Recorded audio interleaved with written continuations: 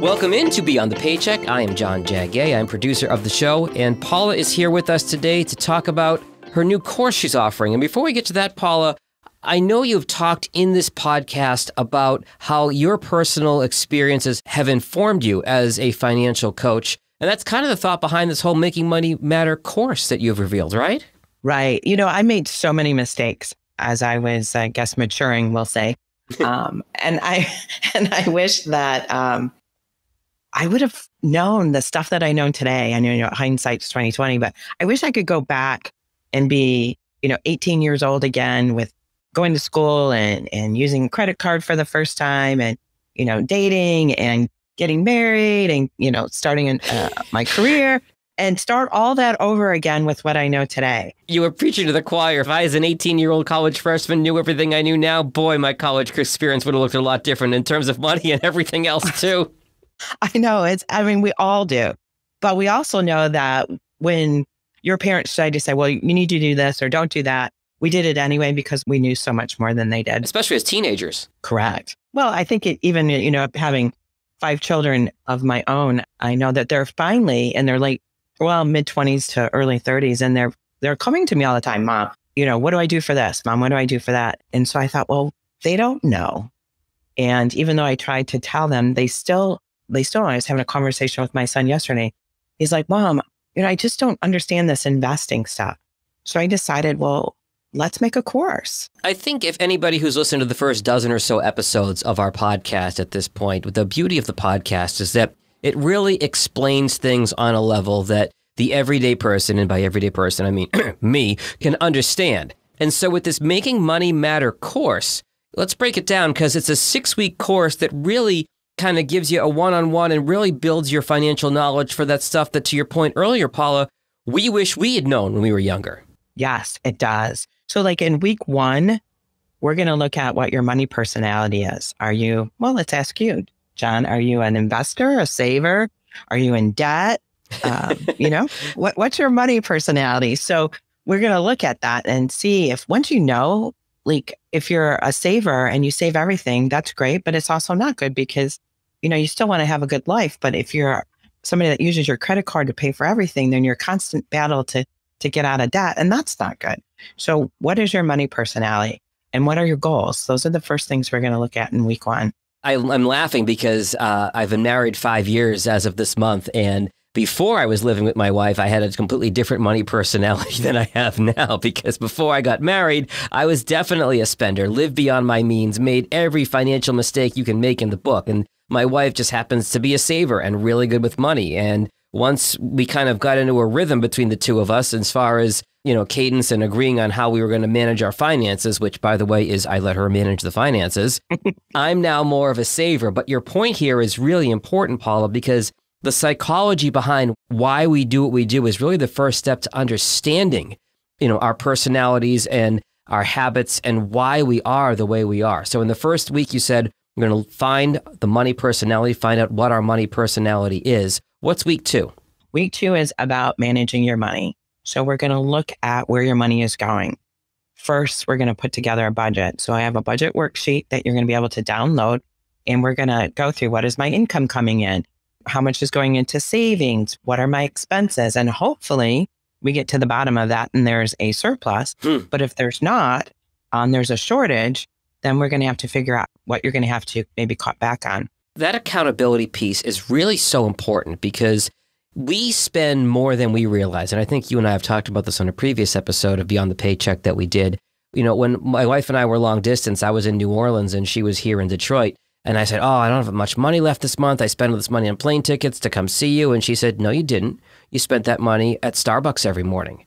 And I was like, no, not $10 at Starbucks versus $300 for a plane ticket. And I went back and she was right. It was those little things that added up more quickly than I ever could have imagined. So creating your budget, and it's so easy now too with being able to download your bank statements, and we use plastic more than cash, most of us at this point. You can track your transactions. You can see what you spent on everything. There's nowhere to hide because when you're looking at it in front of you in black and white, it can be really eye-opening. Well, that's the second part of it is the tracking. You need to track. You need to look and see, if your budget for groceries is $500 for the month and you spent that in the first 2 weeks, now you're overspending. I was in the grocery store the other day because everything is going up. And I thought, am I going to have to get my calculator out again and start calculating as I'm going through the grocery store so that I don't walk up to the cash register and am I paying, what I think I'm going to spend $100 and I end up spending $150. You're going to learn how to track. And one of the other things we're going to do is talk about how to get out of debt. And that's huge. You've gotten yourself in debt, no judgment here. We've all done it, but how do you get yourself out of it? Exactly. Okay. So in the third week, after we cover the budgets in week 2, in the third week, we're talking about insurance. And this, I think, is so important because this is an area that I always get stuck on, have a hard time getting my head around. Yeah. Health insurance, number one. Everybody needs to have some sort of health insurance if you're buying it on your own or through your employer. But, just understanding what it covers, what are the different types of policies. And then we're going to look at life insurance. Do you need it? What are the different types of policies? Long-term care and property and casualty. Do you have enough coverage if you were to get into an auto accident or something were to happen to your phone? Not only do you have enough, but do you have the right coverage for what you need? That is so important. What about week 4? Week 4, fun topic, investing, which is, really good to be talking about now based on what's going on. But we're going to look at, what is a stock? What is a bond? What is an option? What is a mutual fund? I'm going to be as comprehensive as I can be about that topic. I'm not going to go into full detail, but we're going to do some learning the basics about investing. And some of the important things about investing, especially, for our younger listeners, the earlier you can start, the better. Yeah. And I've learned this in recent years, the power of compound interest. If you start putting just a couple bucks away in your early 20s, like I wish I did, that money is going to gain interest. And then that interest is going to gain interest and so on and so on and so on. And you can really have a nice nest egg built up just by starting the whole process of saving and investing in your early adult life, or even before your adult life, and you're working as a teenager in the grocery store. Correct. I just was doing a post for social media. I figured out if you saved $20 a week, starting at age 20 until your full retirement age, for most of us is 67, you'd have at a 10% return. I can give a whole bunch of, past performance, blah, blah, blah. But at an average of a 10% return, you'd have over $1 million at age 67, which $1 million at, when somebody's 67 may or not be enough for them to live on, but it's a good start. And that's like $20 a week. So how much were you spending at Starbucks? Oh, gosh. I was there when I was living in New Orleans. I was probably there 5 days a week, and I'd get a breakfast sandwich or an oatmeal and a drink. I was probably between $5 and $10 a day. So yeah, we're talking probably $50 a week. That's way more than the 20 you're talking about putting away. Right. But you didn't know. Yeah. I mean, you didn't know that, you could invest that and that the compounding. I didn't know when I was 18, 19 years old either. But what if you can? I mean, what if you can just change that part? How much better off you would be years down the road. And the other thing about investing is I think it's worth mentioning, given how the markets have been in the first half of 2022, our natural reaction as human beings, our natural behavior is that fear response in the brain. Oh, the markets are way down. I shouldn't be investing. I should be stashing the cash under my mattress or whatever, or in the backyard or whatever the cliche is.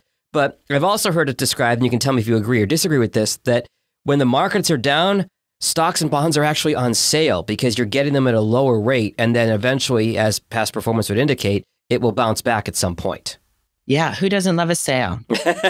I mean, when you think about it, when you're, I was talking to a friend today and they said they were looking to go on vacation and they were looking at the cost of hotels and different things. And I think, and you're spending that much time planning your vacation, but think about what's going on in the market today and what you may be wanting to consider because you're looking for prices there. Why are you not looking at the prices of stocks today and thinking, maybe I should be, investing in something? I forget where I saw this stat, but it rings true. Americans spend more time planning their vacations than they do planning their retirement, which actually leads us right into week number 5 of the Making Money Matter course. And that's planning for your retirement, right?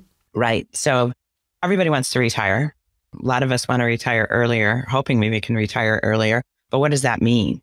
Let's take a look at, you may be 25 and taking this course and not planning on retiring for another 40 years. But if you can figure out what you're going to need at that time and understanding the importance of the 401ks and IRAs and the Roths and different types of investment accounts to get you to retirement, understanding Social Security it's all about being intentional about your future. And part of your future is planning for retirement. Back in the day, I remember when my grandfather, he worked all of his life. He got a pension. He worked for the post office, had his pension and his Social Security. And he was, pretty much could live on that. Yeah. But that's not how it works today. You're responsible for probably 80% of your retirement income, and it's going to come from your savings. Pensions aren't for a few. There are still some out there, but they're not the norm. And who knows where Social Security is going to be. That's actually the question I was going to ask you next, Paula, which is, so full disclosure, I'm 41, and I've heard and I have read some stuff that Social Security could be cut back or in real trouble by the time I'm 65, 67 in 25 years, and could be even worse for listeners in their 20s and 30s that are listening to the show. So it seems like it's probably best to not be counting on that Social Security money for your retirement. Now, when I talk to people, especially young people today, I say, you know what, if you got it, maybe it's your vacation money. Yeah. Don't count on it. I mean, consider it a gift if you got it. And I hate to be a negative Nelly, but, there's not enough people contributing. I don't want to get political, but, it's just something that I don't think that you should count on.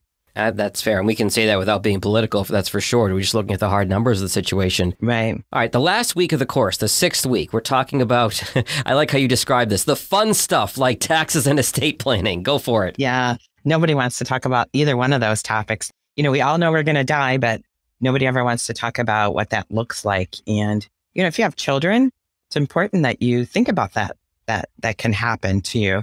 COVID's taught us a lot about unexpected death. Yeah. So, there's some things you need to do to protect yourself, to protect your family. And so we're going to look at that and what your proper estate planning needs are, and then taxes. Do you even understand how the tax system works? We're going to look at your paycheck so you fully understand what's coming out.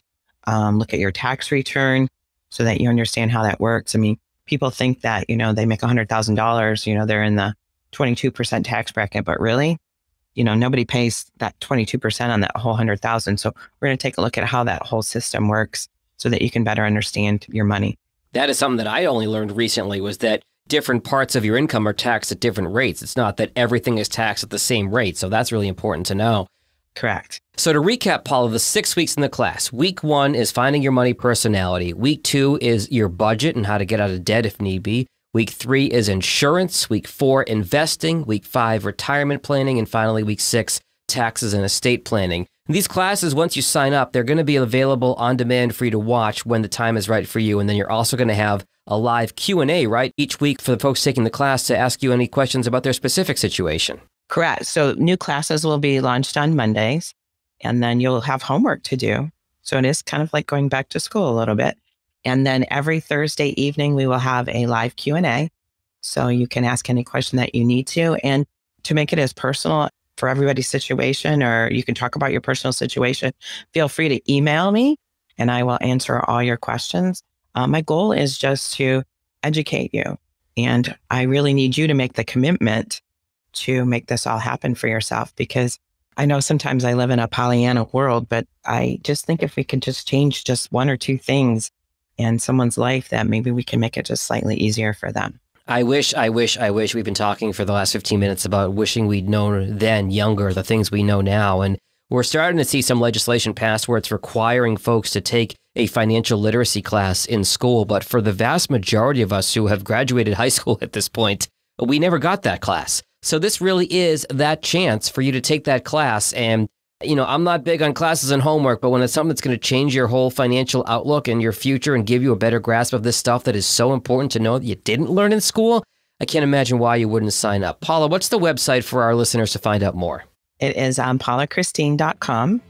And if you want to email me any questions, you can reach me at paula@paulachristine.com. Again, we're going to link all this in the show notes. The course is Making Money Matter. The website is paulachristine.com. Thanks, Paula. We look forward to getting started with the classes. Thanks, John.